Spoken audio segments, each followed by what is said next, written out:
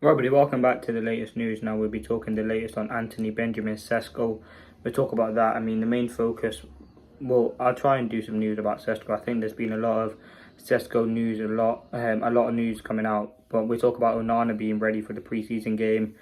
Also Sesko, Anthony as well. So let's get straight into it. Now, it came in that Real Betis to fully focus on Anthony. They only really want Anthony and they want to bring him into their club.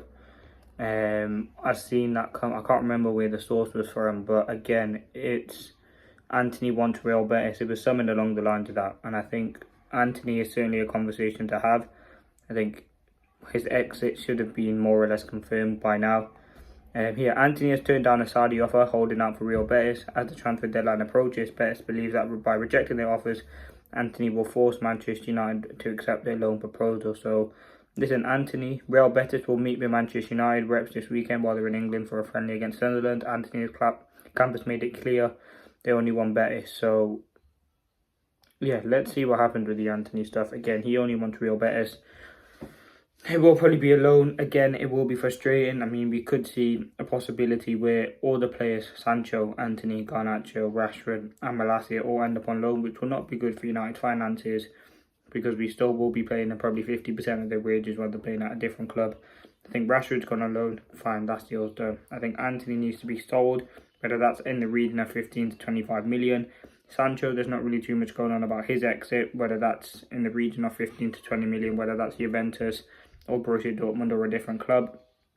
Garnacho, again, Chelsea holding out for him. They want to get him, but they're not going to go in yet. And Malacia, nothing at all really about Malacia. But on Anthony, listen, Real Betis, they're obviously a club that he wants to go to. Let's see what happens. Again, they're holding out. He's rejected Saudi offers. He obviously wants to play for Real Betis. He probably had a good time there, knows the experience, knows the atmosphere, knows what it's like to play for Real Betis. And obviously, they're improving. They've got a decent side, and they made it to the Conference League final.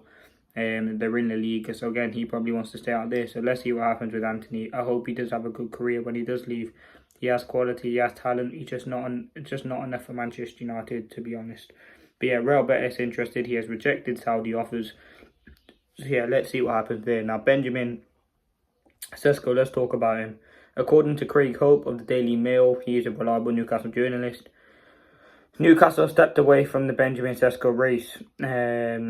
They have pulled out the race on Benjamin Sesko. And then we had this from Edward Francis, ESPN, I think he works for.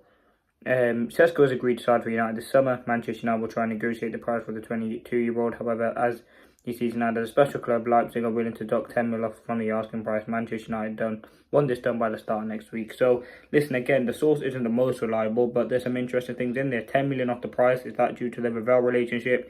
United obviously wanted to get it done quickly. I think it's interesting to bring in the Isak stuff. Obviously, Liverpool have had a bid of 120 plus 10 million in being rejected. So that's something that certainly interesting. Liverpool not going to go and bid again for Isak. I believe that's what's coming out. They don't have the intention to bid, which again, big up Christopher Ravel. I mean, him signing Sesko means that Newcastle don't miss out Isak because they can't get a viable replacement.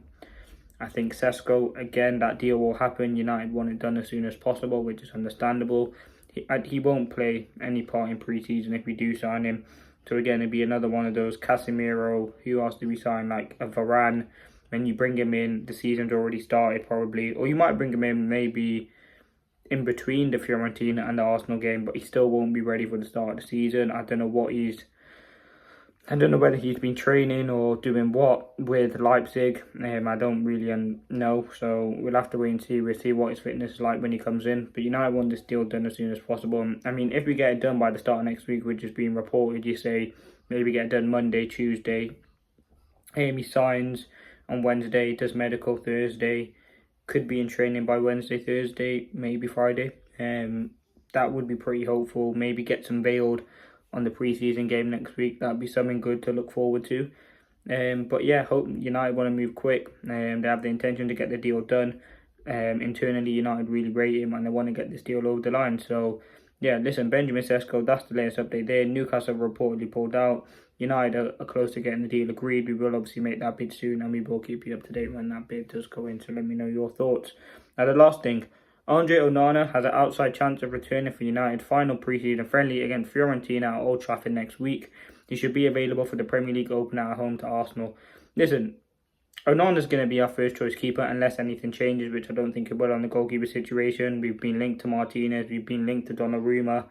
I don't think any keeper will come in. I think if there is, and I've always said this, it will be a number 2, whether that's John Victor or Sané Lemons. I think the only option that we have is Bayinda leaves and we bring in a second choice. Personally, I don't think Onana's a great keeper. I think it would be ideal to sell him, whether that's, I don't know where you're going to get clubs like where you're going to sell him to. Clubs have not really been interested. Monaco briefly, but there wasn't nothing in that. Listen, I'm excited. Listen, he's going to be available. We're going to see him in goal. Again, it probably will be a priority position next summer, and depending how the squad forms out. But yeah, listen, he was going to be available. We've obviously heard that not Anthony, Lisandro Martinez, Joshua Zirkzee, and I can't remember who the other one was. Zirkzee.